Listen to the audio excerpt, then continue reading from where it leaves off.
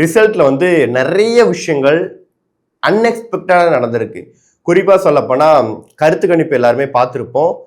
தேர்தலுக்கு முன்னாடி வந்த கருத்து கணிப்பும் சரி, தேர்தலுக்கு அப்புறம் வந்த கருத்து கணிப்பும் சரி, ஏகப்பட்ட விஷயங்கள், ஏகப்பட்ட கிளாரிஃபிகேஷன்ஸ், நிறைய விதமான மாற்றங்கள். அதாவது மெஜாரிட்டியா டிஎம்கே தான் வரும் அப்படின்ற ஒரு ஸ்டேட்மெண்ட் தான் அதிகபட்சமா நிறைய கருத்து கணிப்புல வச்சிருந்தாங்க.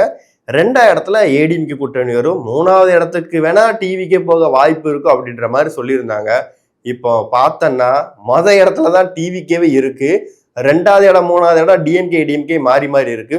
கருத்து கணிப்புல வந்து நிறைய விஷயங்கள் சொல்றப்போ கருத்து கணிப்பு இல்லது கருத்து திணிப்புன்னு ஒரு பக்கம் சொன்னாங்க. இன்னொரு பக்கம் இல்ல கருத்து கணிப்பு வந்து எக்ஸாக்டா கரெக்டா இருக்கும். லாஸ்ட் டைம் நடந்த எலெக்ஷனா இருக்கட்டும், அதுக்கு முன்னாடி உள்ள எலெக்ஷன்ஸா இருக்கட்டும், எல்லா எலெக்ஷன்ஸ்லயும் வர்ற கருத்து கணிப்புலாம் பாக்குறப்போ இந்த முறை கருத்து கணிப்புக்கு வந்து ஒரு முக்கியமான ஒரு பங்கு இருக்குது. கண்டிப்பா கருத்து கணிப்புல வர்றவங்க தான் ஜெயிப்பாங்க அப்படின்ற மாதிரி ஒரு ஸ்டேட்மெண்ட் வச்சிருந்தாங்க. சரி, ஆஃப்டர் எலெக்ஷன்ல கருத்து கணிப்பு நடத்தினாங்களே, அதாவது எக்ஸிட் போல்னு ஒண்ணு, அதுல வந்து அதுலயும் நிறைய விதமான சர்வேக்கெல்லாம் சொல்லியிருந்தாங்க. அதுலயும் டிஎம்கே தான் மெஜாரிட்டி உள்ள கருத்து கணிப்பு இருந்துச்சு. அதுக்கப்புறம் ஏடிஎம்கே ஒரு 2-3 இதுல இருந்தாங்க. அப்புறம் டிவிக்கு வந்து ஒரு இதுல அந்த ஆக்சிஸ் மை இந்தியா.